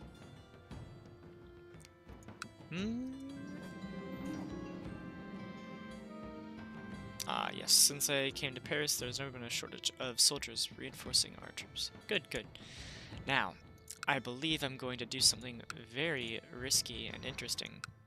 This man is not at war, and we have not gone over some of the war mechanics. So, I am going to attempt a war just because I think it's interesting. So, one of the important factors that I didn't mention with armies is rally points, which allow us to quickly and easily acquire all of our troops together into one province when we raise them. As you can see, they're all moving towards Carcassonne, and once they get all together, we'll be able to move them towards this guy and probably lose this war. But it'll be fun. However, we can also try to improve our chances by doing this, taking some money, and then let's hire the cheapest people in all of the world. Not that cheap. Cheapest people. Let's see. Give me 1 second here. I see that you're coming to attack me and into the mountains. So we're going to pause because we're going to have our first battle here. But first, I'm going to hire some troops. Light infantry, pikes, archers. These troops aren't that good, but we will hire them anyways, and they'll be some help to us. Here, we can see the military menu here, and by looking over a lot of this stuff, we can check, okay, who's what and who's where. Army, size, there's a bunch of different options like splitting the army, making new units and disbanding and whatnot. But importantly, we have our troop composition and our commanders, which you can see their skill, which this man is Craven. That is not a good idea. But it looks like, unfortunately, that's the only one we got. I will, however, put this guy in the center. The coward. Oh, he's also Craven. Ooh, right. Actually, Raymond there. Both of the cowards on the sides. And we're going to hope for the best. So, let us just hit unpause here. And watch the battle here. The attackers immediately lost their left flank, which is always good because now it's 2-1. And our troops just barely apparently pulled away in that victory. Nice. So that was the victory menu, and now we have 3,000 troops. So if we march them south to this province, we can probably start sieging it down. Nobody else has joined this war because there's a lot of other holy wars going on, and people have joined the other people's wars, which is nice. So for now, we're going to just go here and siege this down.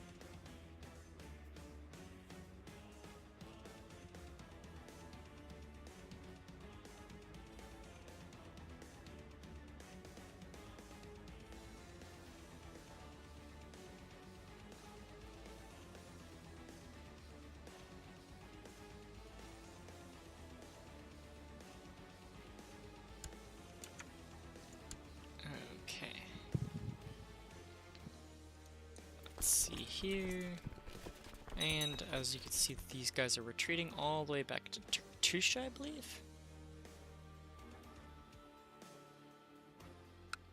Yes, so we can track them down and defeat them some more, since we do have superior numbers. You are deep in thought as court physician Astol suddenly interrupts you. My Duke, I know that both you and the Duchess desire an heir for the realm.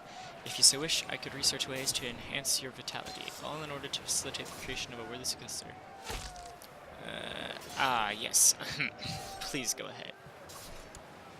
Interesting. This might be an interesting, flavorful event. Might be able to get higher fertility and increase our heirs. My liege, my mission to Paris so far has gone a success. During my visit to the court of King Philippe of France, I seem to have managed to make him understand what a benevolent and peaceful really are, and he sends his regards. Your humble Chancellor, Count Raymond Rogier. Perfect. Great, we got our first diplomacy. Here's the second event here. Court physician Austol approaches you with a smile on his face. I have succeeded, my duke. If you drink this concoction, your potency will magnify tenfold. The royal blood is saved. We can either go with it, or we can just reject it and insult him. So we're gonna go with it. What could possibly go wrong here? And we crushed that victory. Now, thankfully our monthly balance is not too bad, so we'll be able to continue to hold this fairly flimsy and weak mercenary band for quite a while. But let's see here, we got the next event. Shortly after drinking the concoction, you feel full of energy and vigor. It seems to have worked. The lineage is surely saved now. Perfect. Now where's the Duchess? So it looks like our wife is probably going to be having children pretty soon. Alright, and if we quickly click here, this will show us the siege view of our current siege. So the Siege of Tarragona has the name, the attackers, and the defenders. The important part, we'll get to this in a second, the important part about sieges is that you must always have more attackers than defenders. That's the main component to the whole part of this. The other thing is the morale speed decrease, well, the losing percentage of the morale increases the higher percentage of troops you have over the defenders. That's basically the main component that you need to focus on, and you don't need to min-max it. A lot of this game you can do super big, amazing min-maxing and stuff, but especially to get started, you really don't need to do it. Anywho, I have decided to institute the title revocation law. All that is needed is your support of yourself and my other loyal vassals. So from my council, already I'm a glory hound. And it looks like 2 people approve, but there's 2 of us who don't. I don't really want to approve that, just simply because that means that he can remove titles from us, and as a vassal, granted he does have a okay opinion with me, I would much rather him not be able to take my my titles away from me. And oh good, fate smiles upon me. My wife, Nowosia, is pregnant. I need to learn some Polish, apparently. And grave news, it appears we do have somebody who has joined. Mercia? Okay, he's not too bad. Granted, it does stage a problem if these 2 do get together. But I need to focus more on sieging this first. And they ended up approving it in the end. Alright. Because we already have 50% war score with battles, all we have to do is manage to out-siege these guys and get 50% in war score with this. The only issue would then be the potential for them to be able to capture some of my family members upon sieging. One of our guys died, and let's make this Count of Narbonne 71%. Great. It's gonna be a while here with this one as well. And while ours is much weaker. That is a problem. Let's move. It is good tradition to have some gossips around a pregnant woman in order to keep her calm and distracted from the tribulations of this delicate time in her life. As Nawosia's husband, it is my duty to provide her with the support she needs. I will have some needs dispatched.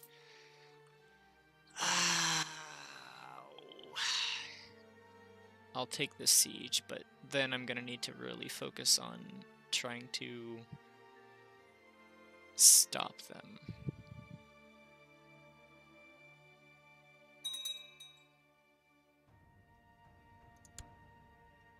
Now that's a big problem, because now we have a third person who joined in, and he has a lot of troops.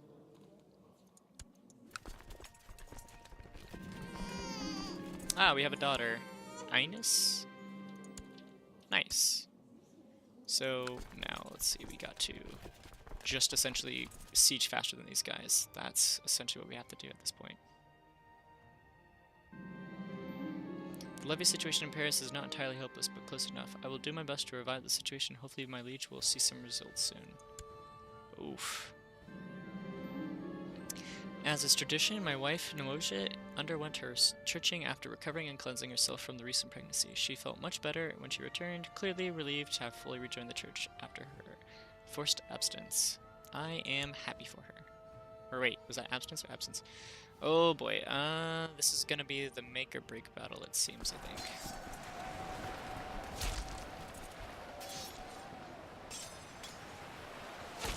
Oh. Oh, they added more. That's the big problem there. Yeah. Alright, so it looks like... Alrighty. So, because so many people joined, I'm gonna just simply go for a white piece. Since we were numerically outnumbered, despite almost winning the war, that last battle was unfortunately going to end my campaign there. So, we are going to take the white piece, although granted we probably could have tried more. That was not really the point of the war in the first place. It was mostly to demonstrate how war works and whatnot in this game. So, now our troops are going to retreat home, and we will let them go as soon as they get here. Alright, we'll disband our units, and automatically our hired are gone. Great. So, it has almost been 5 years. We just got 2 more years here. Although, I will probably end this at around 1070, just because it's getting quite long, and most of the gist of this is already explained. The only other mentions that you could see is the education traits for certain children, which we did not cover. Those are quite easy and not really that much of a well, not too much of a game changer, but we can add this quickly to my first child. You normally get a notification around 5 or 6 years old, but we can just start at age 0 if you would like. These give them certain focuses on their childhood towards their education traits, as well as childhood traits which affect the second tier of this once they reach, I believe, 12 years old. So, for a nice lady, well, young girl as herself, we are going to focus on thrift, making her focusing more on stewardship and whatnot, and just trying to become as monetarily adept as possible. Alright, let's see there. This chain here, there are 2 peasant families in Toulouse who have been locked in a bitter feud for generations. This conflict has now escalated to the point where it is even discussed in circles of nobility. Although this feud would normally be beneath your notice, this could be a golden opportunity to practice your diplomacy. Alright, I will try to put an end to this. I don't remember this. You have invited the 2 feuding families to a local inn, hoping to reach some kind of agreement. The peasants are seated at 2 opposing tables on either side of your position in the middle. Some have brought pitchforks, one clutching a live chicken, and all of them look moderately inbred. This could be a challenge. Flatter them. My friends, you say with a warm smile as warm smile as you can muster. I think you know why I have called your great families here. As you suffer from this tragic conflict, the entire realm suffers with you. Soothe their tempers. Let's go with that. In a firm but kind voice you say, many of you are angry, I know. You have every reason to be. Too much blood has been spilled between your families for things to be smoothed over. But there comes a time when one has to look to the future. I can either threaten them with violence or lambast their childish behavior. I'm probably not going to threaten them. You thump your fist on the table and for dramatic effect. In the end, are we not all adults here? Is it so easy to resort to bickering of children for nobility and commoners alike? But That is when we must find the inner strength to rise above such pettiness. Let us walk out of here as the adults we are. What say you? The peasants stand up. Though it is doubtful whether they understood half of what you said, most of your message seems to have carried over. The peasants give a rousing applause. Crying members from the two families hug each other, and at least 2 marriages between their bloods are agreed upon on the spot. It seems the feud is over. Well, that went better than expected. Great, so we got some more diplomacy added to our base, and that's always really good. Meanwhile, our liege, our liege lost Zealand, and has decided to assault Genoa. Or rather, we are being attacked by Genoa. Ah, wait, City of Nims? Oi! That's my city. Let's see, I'm curious if this shows up in threats. No, it does not. That is a problem, because I do not want to lose a city. Let's see, is my liege able to deal with this? Not really. I'm going to see if I can't help my liege out here, because that is a no good. Ah yes, there's my niece. Perfect, perfect. And now I have the swords because I am helping out with my liege's efforts here to stop the Genoese from taking over my land. Oh, another niece from my brother Raymond. Perfect, perfect. Let's see here. Ah, yes, nice. Improved relations with my king again. And we're going to be moving my troops out to Genoa to siege them down. Count Raymond of Narbonne has given me a bizarre and repulsive evidence concerning Count Pierre Bonnat of Foix' sexual preferences. How should I use this juicy information? Well, this guy doesn't like me. I'll just threaten him to stay out of factions. Excellent, excellent. Good, good, good. Keeping factions cleaned up as much as possible is always a good idea. For dairy. Let's go sit on Nice and see if we can't take some, or gain some war score for our liege.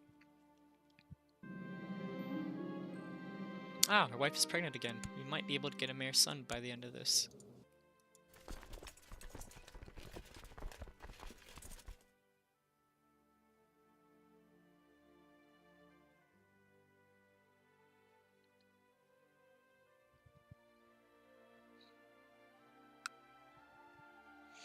Alright, now we sit and wait. The pregnancy has caused my wife to develop quite the unusual taste. Most of what she asks for dinner nowadays ranges from mildly unsettling to positively revolting. Still, scholars do agree that a pregnant woman's craving should always be accommodated. Alright, so we have the option to give her a hare's head, a quail's leg, a fish's eye.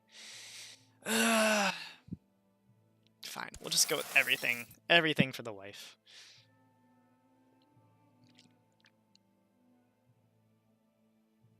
It appears that our levies are really, really severely weakened at this point, probably due to that war with the Holy Roman Emperor, and the Genoese, shrewd merchants as always, are being very opportunist about this.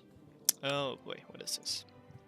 Just the other day, skulking as I often do, I caught Count Raoul of Amiens and my courtier Adelaida.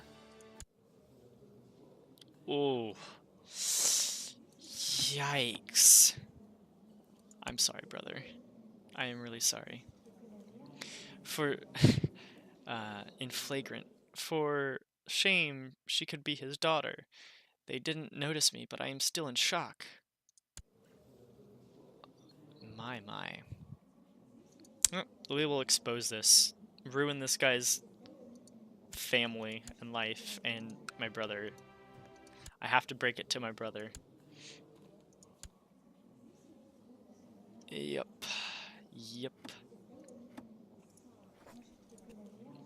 Poor man. Poor man. That really sucks. How is my plot going? Nobody joining? Do we have anybody who'd be willing to join? Nobody wants to join. Well, that's unfortunate. Alright.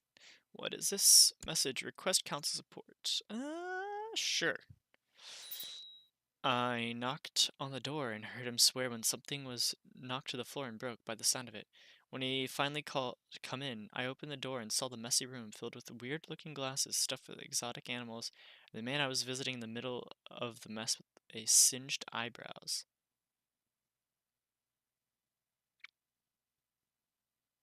Have you tampered with the occult?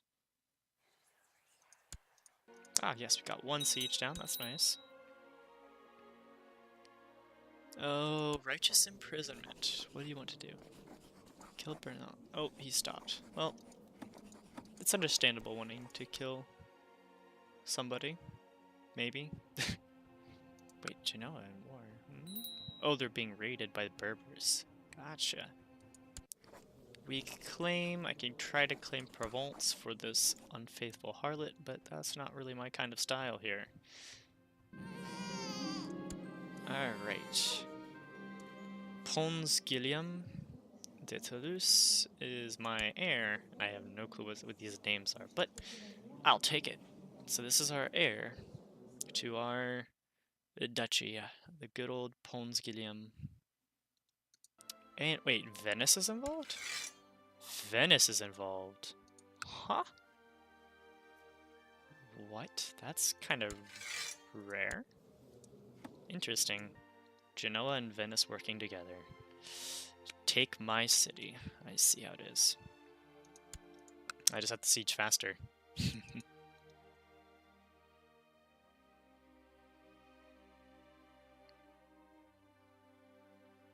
My liege, you need more troops. Raise the levies. Oh, and he's been uncrowned too. Oh no. Poor man, he's been at war ever since he came to the throne.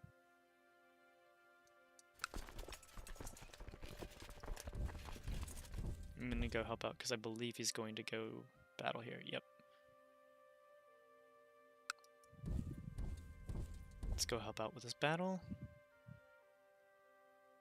Yeah, he needs it since the morale is lowering on our side much faster than their side.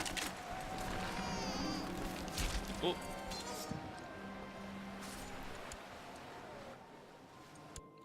Alright. Vatican outrage. Letters have been sent out to the whole Catholic world from the Vatican. The Pope has demanded a stop to the beatification of sinful people and revoked the rights from the rest of the clergy to do so. From now on, the granting of beatification will be given out by the Pope personally. The Vatican will no longer stand more shameful examples like the wrongful beatification of Jadranka old Jadranka old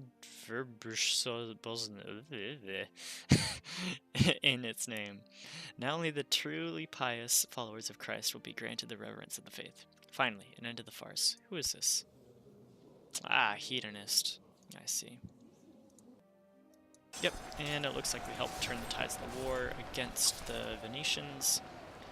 Get out of my province. You don't deserve it.